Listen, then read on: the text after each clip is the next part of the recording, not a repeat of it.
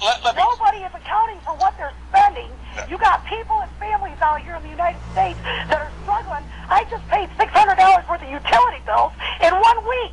Yes. All right? I haven't got enough money to feed my family, but I make too much to get food stamps. I don't even make $10 an hour. Right. Now, if you took that money and subdivided it between the taxpayers in this country, we would stimulate the economy. You know why? Because we go out and pay off bills, pay off tax debts, create jobs, and buy stuff that we need. Caller. That's how you stimulate the economy. I'll take my answer off the phone. Thank you. Appreciate it. Okay.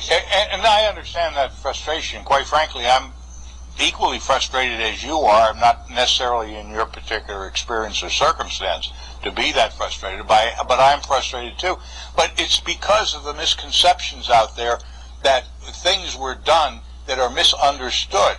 We did not give the $700 billion for the purpose of lending money. That was never in the program. It was misconstrued initially and put together with the suggestion by the Secretary of Treasury that we would be buying what we called dirty assets, defective mortgages and securities that were held in these banks, that the government would find a way to create a market, buy them in, take them off the balance sheets of banks so that the banks could continue to function normally. Did you support that? I supported that, but also part of the bill, we gave the jurisdiction and authority to the Secretary of Treasury to make investments in banks. He had very wide authority because, quite frankly, we're not the experts on the Hill as to how to solve this problem, and the problem is a multifaceted problem, so we gave great flexibility to the Secretary of Treasury to act. So what would you say, though, then, to somebody who says Paul Kanjorski is supporting Wall Street but not Main Street with this latest $825 billion package now moving through the House? They are right to this extent. Why did we do that? We did that because the Secretary... Look, I was there when the Secretary and the Chairman of the Federal Reserve came those days and talked with members of Congress about what was going on. It was about September 15th. Here's the facts, and we don't even talk about these things. On Thursday at about 11 o'clock in the morning, the Federal Reserve noticed a tremendous drawdown of money market accounts in the United States to the tune of $550 billion was being drawn out in a matter of an hour or two. The Treasury opened up its window to help. They pumped $105 billion in the system and quickly realized that they could not stem the tide. We were having an electronic run on the banks. They decided to close the operation, close down the money accounts, and announce a guarantee of $250,000 per account so there wouldn't be further panic out there. And that's what actually happened. If they had not done that, their estimation was that by 2 o'clock that afternoon, $5.5 trillion would have been drawn out of the money market system of the United States, would have collapsed the entire economy of the United States, and within 24 hours the world economy would have collapsed. Now, we talked at that time about what would happen if that happened.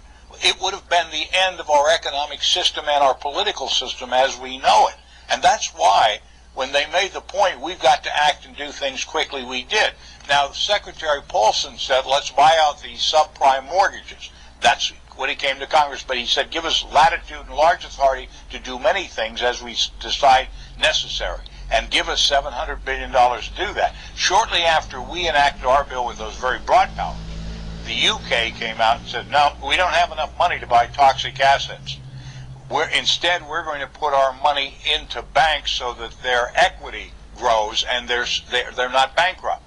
And so the UK started that process, and that's true. It was much cheaper to put more money in banks as equity investments than to start buying their bad assets, because it became early determined that we'd probably have to spend $3 or $4 trillion of taxpayers' money to buy these bad assets. And we only had $700 billion. So Paulson made a complete switch, went in and started putting money in buying securities and reinvesting in the banks of the United States. Why? Because if you don't have a banking system, you don't have an economy. And although we did that, it wasn't enough money, and as fast as we did that, the economy has been falling. And the reason last week, we're really no better off today than we were 3 months ago because we've had a decrease in the equity positions of bank because other assets are going sour by the moment. Now we've got to make some decisions. Do we pour more money in? To what extent that money goes in? I myself think we ought to take the time, analyze where we are, have the people understand. When you listen to a lady that just got off the telephone, she is near panic, and she doesn't think her government's acting properly or acting in her behalf. I think it's important that we start informing that lady as to what really were the facts, what happened, and get input from her. Maybe she has a better idea. You know, we're not any geniuses in economics or finance anyhow. We're representatives of the people. We ought to take our time, but let the people know this is a very difficult struggle.